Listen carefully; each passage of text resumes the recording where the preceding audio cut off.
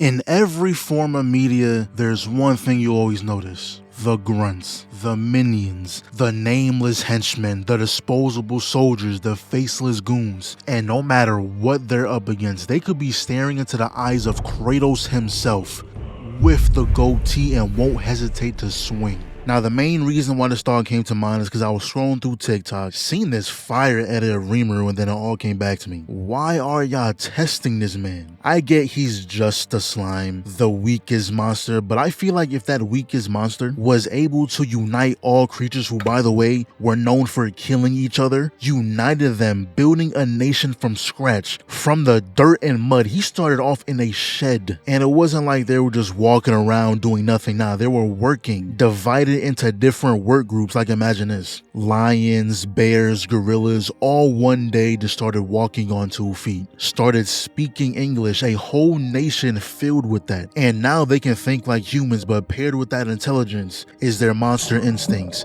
And one man was responsible for that evolution. So would you look at that man and say, oh yeah, I just know he a bitch? What? That don't even sound right. Also, Rimuru's nation is built in Jura's forest, which is where Veldora the Storm Dragon was. And him being there was the exact reason niggas left that place alone. He was sealed. No one wanted to shake the boat. Didn't even want to risk breaking it. So the fact that he built there, honestly, you could look at it 2 different ways. You might think he's an idiot, or that he's like that. But then he became allies with the Dwarven Kingdom, built roads for trade, and he did all that within a couple of months. Building a nation would take decades. He did that shit on a whim. He said, fuck it, might as well. And I say all this because people still try to test him. They were really on some I hate you nigga, let's die. Didn't believe monsters should have anything. So these 3 pulled up. Whole time they had someone on the inside who snaked us, created a barrier that, for one, stops all communication, so they can't call Rimuru because he was away. 2, you can't get out. And 3, it weakens all monsters. So Unk got cooked. Gapta got cooked. Shion, my goat, fucking died, as well as dozens of other citizens. And that's when Rimuru got back, seen that, said, I bet. That kingdom sent 20,000 soldiers to finish the job, but that shit was baby food, nigga. Barbecue chicken, free eats, and not just for him. Benimaru ate swell too. They killed his sister. He was out for blood. And those first initial 3 that pulled up, handled. Unk got his get back for that fight, if you want to call it that. So dude's ability was putting things in extreme slow motion, so he really sat there and watched his own head get cut off. The other guy killed the girl to gain more power, but that did absolutely nothing. That ass just got beat to a pulp. And now Rimuru simply annihilated everyone. Got straight headshots, and now look at the king, yo bitch ass, crying. You had all the signs to avoid this man and you ignored it. And you know what's crazy? He was granted a chance to speak and still try to act like that king title mattered. Took that boy's arm. So then the great sage told Rimuru, hey, you know you only killed like 5,000 people, right? So he turns around and took the soul of everyone else there. And with catching all those bodies, he evolved into a demon lord. So you invading the monster nation just upped our power rank tenfold. The very nation you hated got a crazy buff thanks to your efforts. Dumbass. And the next one is low-key an obvious pick, Jogo. It's funny because in most situations he is the furthest away from a grunt, but he just decides to scuffle with the most powerful beings known to man. You have no reason to fight Gojo, the man who's glazed by the world, even glazed by the narrator. He has 4th wall break glaze, and you thought it was okay to fight him? The entire population has tried to counter this move and they all failed. It was proven to be unstoppable.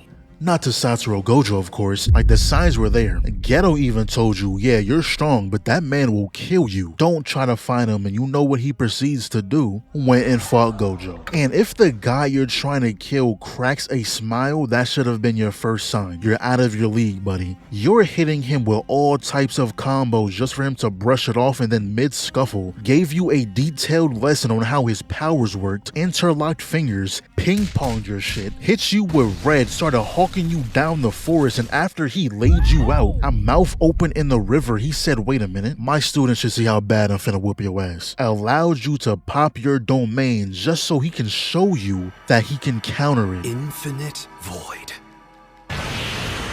proceeded to pull your head off with a smile on his face. He is lucky Hanami was able to save him. And for this next one, we're not talking about anime. I just rewatched the Batman warehouse scene and I forgot how crazy that shit was. And just look at the first mistake these guys made. When has Batman ever walked through the front door? And why would he start now? These guys must be the new hires. They forgot to send the supervisors with them. Y'all been doing this for how long and think Batman's gonna ring the doorbell, knock on a door, asking permission to enter? So he breaks through the floor, puts a mini bomb on everyone's guns, and after that, y'all should have left. Trying to fight Batman hand to hand is like trying to block a nuke. What's the point? But what makes this even worse is that this Batman is a killer. He grappled the guy's shoulder, brought him in, and caved in his chest. He can't breathe no more. There's a hole where his lungs should be. And look at this idiot. First of all, your entire squad is in this room and you want to throw a grenade? What? Sure. But the fact that you waited for Batman to turn around and do something is nuts. Now you and your homeboy is dead. And I will say this is the closest we'll get to a live action Arkham Batman. Like, look,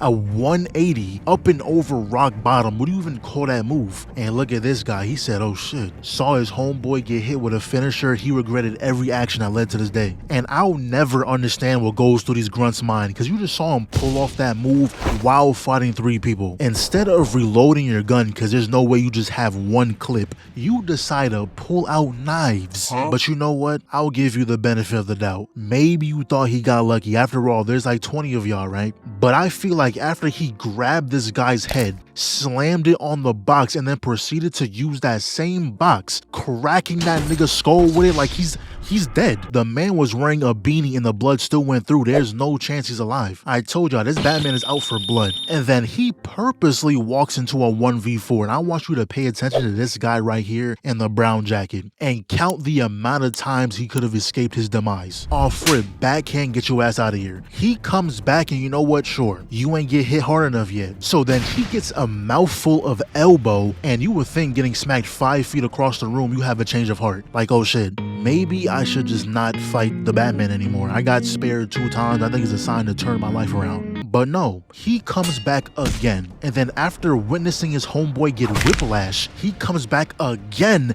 and Batman finally put him down. He was given 3 chances to avoid bodily harm and chose to ignore every single one. And then Batman chose to break this man's neck. Dreadhead runs in to do absolutely nothing, got 3 big booms to the back of his cranium, and honestly, this is the smartest goon Gotham has. The only one to aim for Batman's head. It's unfortunate that it's armored, but it's the heart that counts. And you cannot make this up. The guy is back for the 5th time. Why are you so determined to die? And I'm like 97% positive Batman is annoyed at this point. Look how he turned around. And I gotta mention, his theme song fits perfectly. I felt no sense of hope, no justice. This was a song for a villain. Then the guy behind decided he'd prefer to live life without teeth, and then gets thrown back first into the wall. And till this day, I have no clue what Batman did to this nigga. I don't think he was fighting to save Martha anymore. This was a personal vendetta. And since we're already on the topic of Batman, we might as well talk about this. Absolute Batman. I've been told to read this for a while now, so I just read issue 1. The name Batman hasn't been fully established yet. It's still something that's just floating in the wind. Now the thing with this comic is that everything that you're used to and know about the Batman story, yeah, just go ahead and forget about it. Nothing's the same. Bruce isn't some orphan that inherited his parents' wealth. He's a normal nigga. Kinda. Alfred isn't his butler, he's a seasoned mercenary. Now, there's this group called the Party Animals who's going around raising havoc, even ripping the skin off people's faces and wearing them as masks. Now, of course, Bruce not gonna allow that shit to go down in the city, so the next time they show themselves, he was there.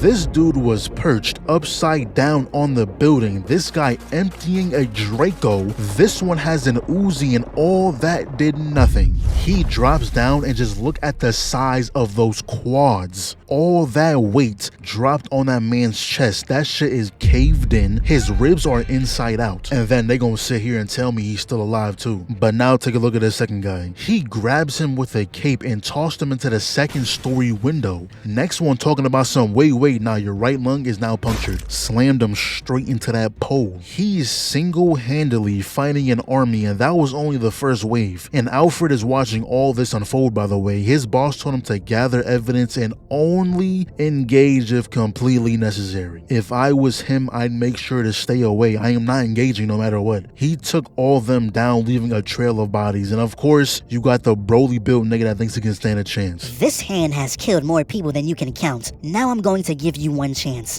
Get the fuck out of our way. He pulls out a machete. Batman says, okay, and nigga, I got one of those too. And proceeds to chop his hand off. And look at what he says. I hear they can reattach them sometimes. There's a hospital 3 blocks south of here. Or is it east? I can't seem to remember all of a sudden. But I'd run. And then proceeds to use their own line against them. This Batman looks like he just wanna hurt niggas. Violence first, heroics later. Now the rest of the minions has some sense. Only thing they can do is run. But Alfred made sure they wasn't getting far. He had bombs set up under the staircase. Alfred, whoever that is, you are to engage. Copy. Had him at point blank range, boasting about this 1 of 3 rare shotgun that can splatter his brain. Fuck up talking to me. Took his gun and disappeared. He just dug all in your pockets. So after that day, Alfred started following him. He already knew his identity. He already knew Bruce was behind the mask. He was just waiting for the perfect time to strike. Honestly, probably wasn't too hard to find him. How many people you know who's built like that? The nigga's quads are the size of a tire. It's not hard. But right when he pulled up, he sees Batman aiming the shotgun directly at his skull. Oh, come on, kid. Just give me the gun. This ain't your body. Now, it does say he altered the gun to make it non-lethal, but from that close, at the end of the day, it's still a shotgun. You can say non-lethal all you want, but staring down the barrel, if not dead, you for sure rattled his brain. He might wake up speaking a different language. And I know Alfred isn't a minion, but when it comes to fighting Batman, he might as well be. He did him dirty every single time. After he got shot point blank, Batman deadass gave the gun back, tossed on the floor, pretty much said, nigga, I don't need this. But not only that, he took his bike. We are on the 90th floor. How is it even, why is it even up here? You let this man rob you twice, and to make it even worse, he hit you with the one-liner. You're not the only one who follows people. And then to add even more to it, he drives through the window because embarrassing him wasn't enough. He needed to ore farm too. He used his cape to glide down with the bike. What can you even do after experiencing that? This had to have been the worst week of his life. Take the walk of shame, get a tub of ice cream, eat your sorrows away. This was bad. But the next on the list is Wolverine. We gonna take this one back to the X2 movie when Stryker had his grunts invade the mansion. Now, fighting Batman, I can somewhat not really understand. Batman at the end of the day is mortal. He can technically be killed. But Wolverine will not. If I was one of those soldiers and Stryker told me to invade the X mansion, I'm telling him fuck no. Don't Wolverine live there? I'm not entering any establishment with that man in it. If he wasn't there, maybe. Wolverine is the only one there I know for certain will kill you. The others is 50-50. They might just hit you really hard. Wolverine will stab you in your chest, yelling dead in your face. I'm not going for that. But oh, they have these darts that knocks people out. But like, come on. Any poison, anesthesia, or whatever is a coin flip using it on him. Sometimes it works, sometimes it doesn't. And I'm not taking that risk. We can even take it to the 2013 Wolverine movie. Now, I don't remember exactly if the Grunts knew his healing factor was weakened, but I feel like after the first encounter, when he tanked a point-blank shotgun, something should have ringed in your head like, hey, even when weakened, I can't hang with him. Maybe, just maybe I should just go home. But nah, they decided to follow him on the train, where he tanks a bullet, tanks 2 stabs to the back, and still handled them. So let's cut to where he pulls up on his village area. The final boss is in that castle, and I can't fully blame the Grunts here because they didn't know he got his healing factor back until the actual fight starts, and because they do actually win this encounter only because he got dumbed down for plot. But the moment he got slashed on the face and it healed, y'all should have immediately went to plan B. Fighting Wolverine head on is like purposely walking into a semi-truck. Like, why are y'all playing on bikes? What is that gonna do? They tried trapping him in a net like he doesn't cut through metal every movie, and I swear they be getting him mixed up for someone else. This man does not care about your well-being. He tossed this guy into the snowblower. Like, I see that. I'm hiding in one of the houses, real shit. 30 seconds later, he grabs that bike and smacked the dude with it. And after looking through some of these movies, I just now realized Wolverine is an ore farmer. He sees that they're surrounded, so you know what he does? Pulls out a cigar and blew the truck up. Made sure to turn around real slow. And he really wasted that cigar too. He took one puff and threw it on the ground. Now, the only reason I say him losing this encounter is nonsense is because they start shooting these harpoon arrows at him, right? After the first 3, he just completely gave up on taking them out, cutting them off, just continued running in a straight line. What? No ducking in between alleyways, no cutting through buildings, just kept going straight. Then got hit with poison, which is why he got knocked out, but he could have avoided that. But the next one isn't a movie or a superhero. We're kind of taking a different approach. Nicole Waterson. Everyone that isn't her, I consider a grunt. So in the first season, Gumball was getting bullied by Tina. Anais, being a W sister, calls her line and told her, hey, stop picking on my brother, but that immediately turned into a word. Matter of fact, just for that, pull up tomorrow at 4 p.m. I'm finna beat his ass now. So everything just got worse. And for the rest of the episode, they were trying to figure out a way to avoid the fight or just tank the beating. That's until Nicole found out. She ain't waste no time. The second she heard that, she got in the whip, pulled up to the crib, and I don't know who Tina thinks she is trying to run us down, told her to sit, walked up to her pops and whooped his ass in his own house. Now, after this incident, I'm expecting everyone to know what's up. The hierarchy has changed. The teachers were even scared to help Gumball when they found out Tina was involved. So the one who beat her dad, avoid at all costs. But clearly they didn't get the message. Cause for some reason, folks thought it was a good idea to take over the Waterson's house. Started running amok, doing whatever they wanted. Even got kicked out of the crib when they told him to get out. So that's when Nicole comes home. And this dude had the audacity to say, or what? Gave that boy the penance stare. Everyone got to work real quick. And you would think her family will understand the most, but even they be trying her. Yeah, at the end of the day, she's still your mom, your wife, but even so, when she's in a bad mood, it's best to be on your best behavior. And if you're black, I know you remember these words vividly, or at least some variation of it.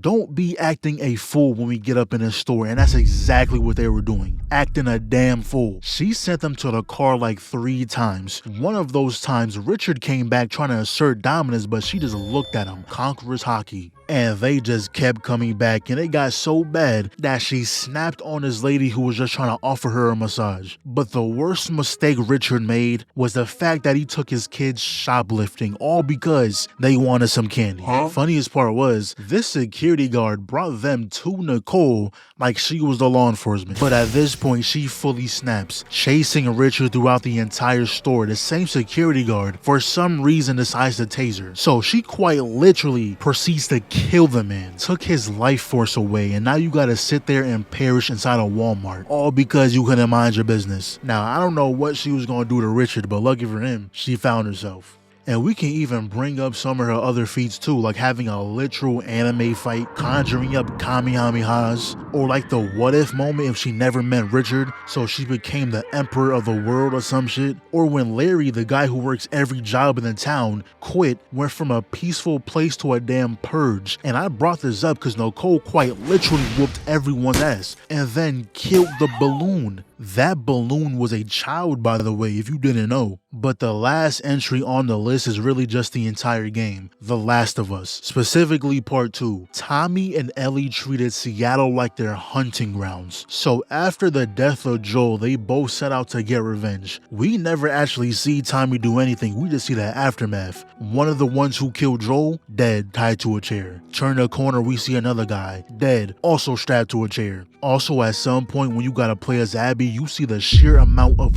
bodies their side laid to rest. half of those by Tommy. We also gotta see Manny bitch ass get put down. That was the only person in Abby's group that I actually hated. Then afterwards, Ellie does end up getting captured. Wakes up to this dude all up in her face. Now if he was smart, he would have killed her immediately. He recognized her too. He deadass said, oh yeah, the guy we killed up in Jackson, yeah, she was there. And I'm pretty sure she said like 5 times that she was gonna kill us. And somehow she tracked us down here, but everything's under control. He even stopped the other dude who was gonna kill her. And you know what that got him? A bullet to the back and a knife to the neck. And they proceed to escape the building, whether you shot your way out or snuck your way out. Me personally, no one was escaping that day. I was doing it for Joel. And there's multiple sections of the game in between the main kills where she is taking down platoons of soldiers, running through every rank, all by herself, by the way. And even when Jesse pulls up, when they're trying to escape with the car, she is shooting out the back of the window, taking heads off shoulders. Mind you, Ellie is doing all this with Tommy doing the same shit on the other block. Those two single-handedly took down a quarter of their army. If I was the leader, I'm handing Abby over.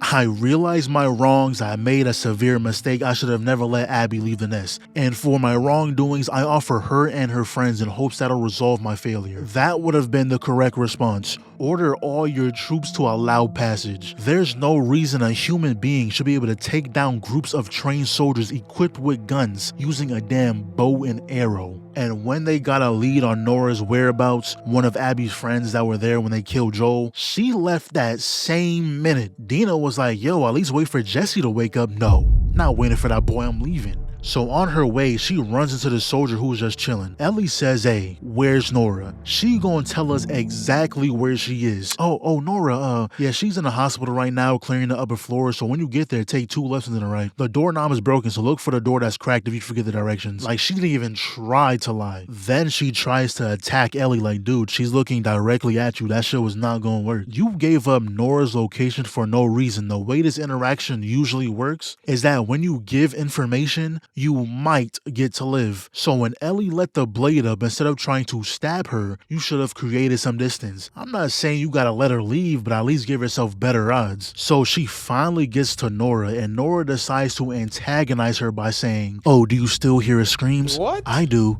Yeah, that little bitch got what he deserves. See, like, now we have to kill you. Had us running throughout the building until they fell into this pit of spores. And bro, the red room scene with the music in the back, and Nora was like, wait, how are you breathing in spores? You're her. I had the constant stank face the entire time. This scene was so tough. So Ellie asked, where's Abby, and why would she tell her anything? She inhaled spores. She's dead anyway, right? Because I can make it quick. Or I can make it so much worse.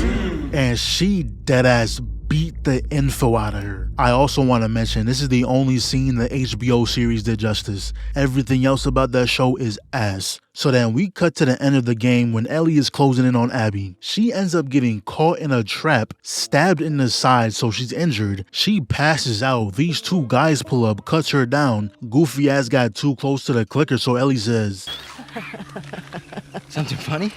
Oh, bitch. So this dumbass is gonna take her towards the clicker, somehow got reversed, so now he's getting bit up, so Ellie takes his gun and shoots the other dude. Lost to an injured Ellie losing blood, y'all are sorry. But at the same time, that's my goal. I expect nothing less. So it's been a while. You know, it was December, family, I was getting distracted by things. And I'm gonna be honest. Remember how maybe at the start of the year I was like, yo, snowfall took over my life? Yeah, it happened again. Really? Oh, I'm watching Ozark right now, bro. I can't even lie, that shit is tough, and I'm hooked. But 2026 is back in it. I hope y'all rock with this new shit. I'm trying some new, some a little fresh for the channel, you know what I'm saying? This is gonna be in between the long vids. I know y'all rock with the long vids. This is gonna be between those, like little filler episodes, you know what I'm saying? But Blue Eye Samurai is like 70% done. JJK next week, Invincible in March. We no more slack in 2026 stamped. You gonna see a level of consistency you haven't seen since 2023. You can quote me on that. Anyways, yeah.